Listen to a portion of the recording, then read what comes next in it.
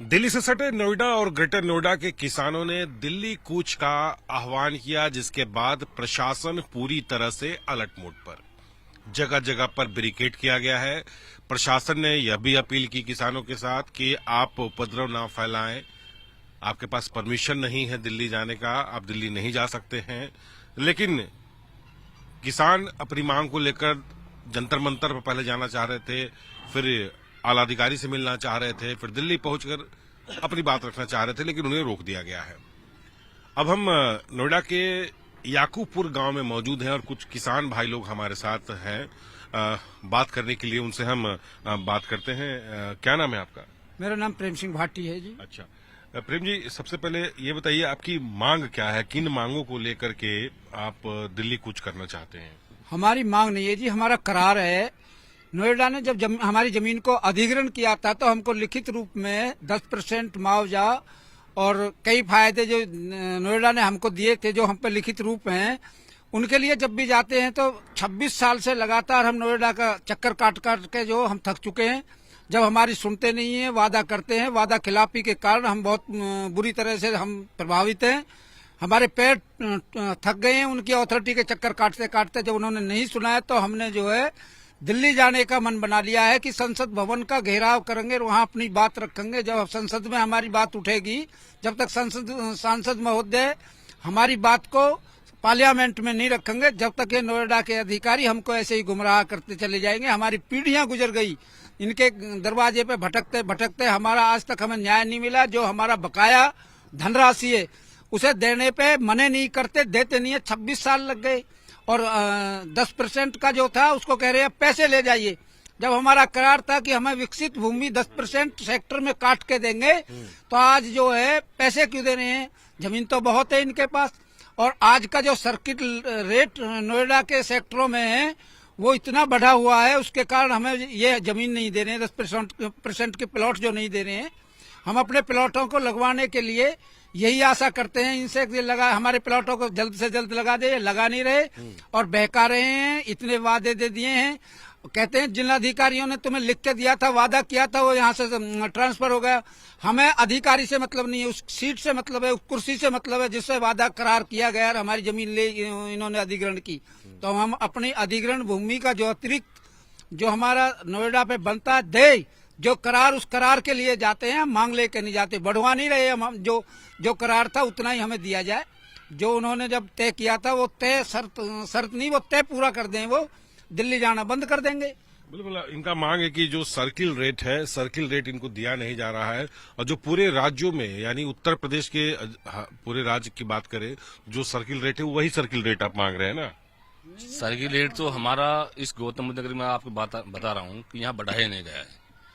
पता नहीं क्या है इस गौतम बुद्ध नगर में, किसान इतना परेशान है। जो हमारी जो मांग है मुख्य, वो है हमारी 10% प्लॉट, 64% आबादी, ये हमारी मुख्य मांगे हैं। हमने खूब धरना प्रदर्शन नोएडा पे, अधिग्रहण पे, गेट नोएडा पे, यमुना पे कर लिए, लेकिन आज तक भी हमारी कोई सुनवाई नहीं हुई है। अभी भी जो आप बात कर रहे हो, अभी दिल्ली कूच का जो मामला था किसानों का, वो परेशान होकर किया है। किसान को कोई मजा नहीं आ रहा कि किसी को परेशान करे, लेकिन जब किसान ही परेशान है, जो इस भारत देश में 70% के लगभग किसान रहते हैं। अब परेशान शब्द का आप इस्तेमाल कर रहे हैं, पब्लिक इतनी परेशान है, आपको समझ में आता है?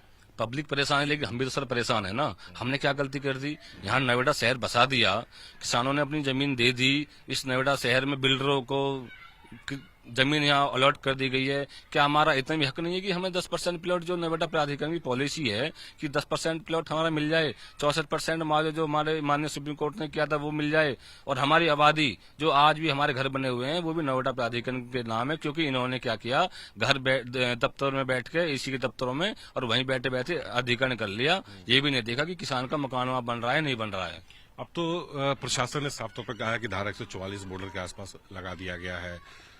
कई रेंज का बैरिकेड भी है, ड्रोन से निगरानी भी की जा रही है। तो अगला रुख क्या है, क्योंकि अब तो आप दिल्ली नहीं जा पाएंगे? नहीं, ये तो पूरा संगठन हमारा जो है संयुक्त मोर्चा किसान का, वो जो डिसाइड करेगा उसके आधार पर चलेंगे। बैरिकेड तो वो लगाते ही हैं और कार्रवाई तो हमारा संगठन का जैसा कहेगा, आदेश होगा वो करेंगे। धारा 144 तो हर बार लगाते हैं जब भी किसान बैठने के मूड में होता है। इससे पहले भी खलीफा जी ने आवाज उठाई धारा 144। और चीजों के लिए धारा नहीं लगेगी। हमारे मांगों के ऊपर धारा लगेगी, जो हमारा हक है, किसानों का हक है, उसके ऊपर जरूर ये धारा 144 लेंगे। अभी मैं बयान सुन रहा था माननीय उपराष्ट्रपति जी का। उन्होंने भी कृषि मंत्री को एक तरीके से कहा कि किसान क्यों परेशान है, क्यों ऐसा हो रहा है, क्यों आप समस्या को खत्म नहीं करते हो। वास्तव में यहाँ किसान बहुत पीड़ित है इस नोएडा का। अभी आप बात कर रहे हो जेल चले गए हमारे जो किसान हैं, उनको जेल भेज दिया जबरदस्ती महिलाओं के साथ। इतना मैंने वीडियो देखी कि हम मौके पे भी रहे हैं कि महिलाओं को खींच खींच के जेल भेजा जा रहा है। सर ये क्या तरीका है सर? ऐसा थोड़ी ना होता कि तुम कर लो। और जो हमारे यहाँ के जो सांसद विधायक हैं वो तो एक तरीके से यहाँ से लापता हो गए हैं, क्योंकि वो केवल वोट के समय आते हैं और बाकी जब कोई समस्याएं होती हैं तब वो लापता हो जाते हैं, वो हाथ नहीं आते फिर हमारे। ये बहुत हम जो किसान है वास्तव में जायज ही है सर, बहुत पीड़ित है किसान, बहुत परेशान है। किसान की हैसियत ये हो गया है यहाँ कि आज किसान जाके बिल्डरों के यहाँ गार्ड की नौकरी कर रहा है। जो यहाँ जमीन जायदाद वाले किसान थे, क्योंकि कुछ मिला ही नहीं आज तक, ये गार्ड की नौकरी कर रहा है 10,000 रुपए की जाके किसान। ये हैसियत है कि गौतम बुद्ध नगर में समस्याओं को खत्म नहीं किया जा रहा है, जबरदस्ती पुलिस के बल पे जेल भेजा जा रहा है। हमारी समस्याओं को खत्म कर दो, क्यों नहीं हमारी समस्याओं को वो करते हैं खत्म। ये तो ताना कुछ और किसान भाई हैं, उनसे हम बात करते हैं। हाई कोर्ट सुप्रीम कोर्ट भी चीख चीख के पुकार रहा है, फटकार लगा रहा है इनको कि आपकी रूंग रूंग से जो भ्रष्टाचार टपकता है। तो जब high court, supreme court, ink print, media print सब इनको बता रहा है कि आपके रूंग रूंग से भ्रष्टाचार टपकता है, तो ये अपने भ्रष्टाचार को बंद करके किसान का जो न्याय है उसे न्याय दे दें, किसान का हक दे दें। किसान क्या मांग रहा है? अपना हक मांग रहा है, ना कि इनकी कोई संपत्ति मांग रहा है। उनकी संपत्ति, किसान की संपत्ति किसान के हवाले कर दो। जिसमें हमारा जन्म हुआ है वो जमीन तुमने अपने दफ्तर में बैठ के, अपने ऑफिस में बैठकर नोएडा प्राधिकरण दर्ज कर दिया। ना कोई मुआवजा उठा है, ना कोई सलाह ली गई है, ना कोई धारा की है। 3-4 कोई धारा तो हो जो किसान की सहमति होती है, वो सहमति नहीं लिए। तो इसे आप अपनी जो जबरदस्ती जमीन कैसे बता सकते हो? ये किसान की भूमि है, किसान पैदा हुआ, किसान बसेगा। और हमारे जो बच्चे हैं, पैदावार है जो बढ़ती जा रही है, तो आबादी हमें क्या वही छोटी सी रखनी पड़ेगी? आबादी भी बढ़ेगी, जब बच्चे बढ़ेंगे परिवार बढ़ेगा। तो नोएडा की नीति है कि ये यहाँ से पलायन कर जाएं, यहाँ पे तुम जो अपना सारी जमीन को बेचकर प्रॉपर्टी डीलर का काम करें। ये ईस्ट इंडिया कंपनी है और इससे जो है पूरा ग्रामीण क्षेत्र जो बर्बाद हो चुका है। हम बहुत बुरी तरह से इन लोगों ने लूट लिए हैं, बर्बाद कर दिए हैं।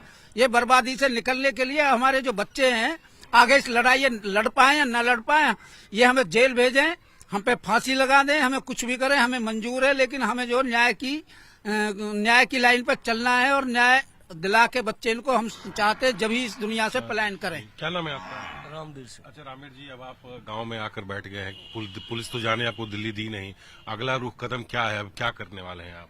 जो भी हमारे संगठन इजाजत देंगे उसके लिए हम तैयार हैं। उसके लिए संगठन क्या इजाजत दे रहे हैं? क्या संगठन इजाजत नहीं दे रहे, अपने हक के लिए उनके दरवाजे पे झोली फैला के बैठे। मुआवजा नहीं चाहिए? नहीं चाहिए हमें। संगठन का जब लड़ाई वो ही है।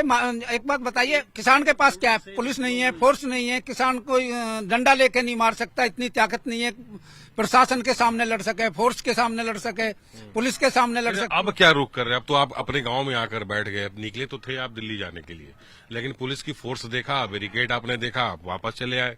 अब क्या करेंगे आप? नहीं, अंग्रेजों ने भी इसी तरह गांव में डांटा था, जैसे अंग्रेजों ने भी गांव में ऐसे ही घेराबंदी करके हमारे जो कुछ बुजुर्गों को फांसी पे लगा दिया। क्या हमने वो रास्ता छोड़ दिया? देश को आजाद नहीं कराया क्या? हमने कुर्बानियां नहीं दी क्या? और ये कुर्बानी अगर नोएडा हमारे अधिकारों को छीनने की कोशिश करेगा तो हम भी फिर कुर्बानी देने के लिए तैयार हैं, अपनी जमीन लेने के लिए तैयार हैं। अपना 10%, 64% जो भी हमारा बनता है हम इंसाफ के साथ लेंगे। और इंसाफ हमको चाहिए। जब तक इंसाफ नहीं मिलेगा ये मुहिम छिड़ती रहेगी और लड़ाई छिड़ती रहेगी, हम शांत नहीं बैठेंगे। कितने ही बैरिकेड लगा लें, कितनी फोर्स लगा लें, अगर हम जिंदे हैं तो अपने हक की लड़ाई के लिए आवाज उठाते रहेंगे। यहाँ भी उठाएंगे और संसद में भी उठाएंगे और दिल्ली में भी उठाएंगे। कितने दिन ये बॉर्डर लगा लेंगे? कितने दिन हमें पलायन करने से रोक देंगे? हम दिल्ली, जहाँ हमें हमारा जो न्याय मिलेगा उस दरवाजे तक हम जाएंगे और अपने न्याय लेके रहेंगे। हमें नहीं है डर। अब जब हमारी जमीन चलेगी, हमारी जायदाद, जब जमीन चलेगा, हम धर्म कर्म पे तुले हुए हैं। हमारा धर्म है कि हम अपनी जो संपत्ति है, अपनी जो करार है उसे लेके रहें। उस करार लिए बगैर हम शांत नहीं बैठेंगे। जी कुछ आप कहना चाह रहे हैं? एक और है हमारी, एक ना कांग्रेस की सरकार में भूमि अधिग्रहण एक बिल पास हुआ था 2013 में। वो इस गौतम बुद्ध नगर में आज तक भी लागू नहीं करा है इस सरकार ने। जो आज की सरकार है इन्होंने लागू नहीं करा है वो, जो कि माननीय राष्ट्रपति जी के महोदय द्वारा वो बिल पास होता है, लेकिन जो अधिग्रहण बिल है वो आज तक भी इन्होंने यहाँ लागू नहीं करा है। ये नोएडा प्राधिकरण चाहे ग्रेटर नोएडा चाहे यमुना, ये तो ऐसा लगता है कि ये माननीय सुप्रीम कोर्ट से भी ऊपर है, इनका कोई इलाज नहीं है। याकूबपुर गांव है नोएडा का, जहां के किसान पूरी तरह से आक्रोश में। इनका ये कहना है कि वो अभी अपनी रणनीति बना रहे हैं। देखिए, तमाम किसान जो है निकले तो थे दिल्ली कूच करने के लिए, लेकिन भारी पुलिस बल और फोर्स था और गिरफ्तार करने का ये आलाधिकारी ने ये आदेश भी दिया था। तो ये वापस अपने गांव आए हैं, अगली रणनीति बना रहे हैं। इनका कहना है कि अपना हक जो है वो जरूर लेकर के रहेंगे और दिल्ली जाकर रहेंगे, नहीं तो अगर जान भी जाएगी तो जान देने की तैयारी। लेकिन आपको बता दें कि ये हमारे अन्नदाता हैं और अन्नदाता ही जो है देश का किस्मत संवारते इसलिए भी हैं क्योंकि अन्नदाता अगर कुछ अपने खेतों में उगाते हैं वो हमारे पास आता है और हम खाते हैं। तो अगर देश का अन्नदाता ही अगर धरने पर बैठ जाए तो फिर क्या होगा, ये सबसे अहम सवाल है। इनका सुध-बुध लेने वाला कोई नहीं है। ये जितने सवाल कर रहे हैं इनका जवाब भी देने वाला कोई नहीं है। ग्रेटर नोएडा के याकूबपुर गांव से कैमरा पर्सन प्रहलाद के साथ पवन मिश्रा, न्यूज़ 24। नमस्कार, मैं हूं मानक गुप्ता। अगर आपको हमारा ये वीडियो पसंद आया हो तो इसे लाइक और शेयर जरूर करें और हां, हमें सब्सक्राइब और फॉलो करना ना भूलें ताकि आप देश और दुनिया की कोई खबर मिस ना करें। तो जुड़े रहिए हमारे साथ और देखते रहिए न्यूज़ 24।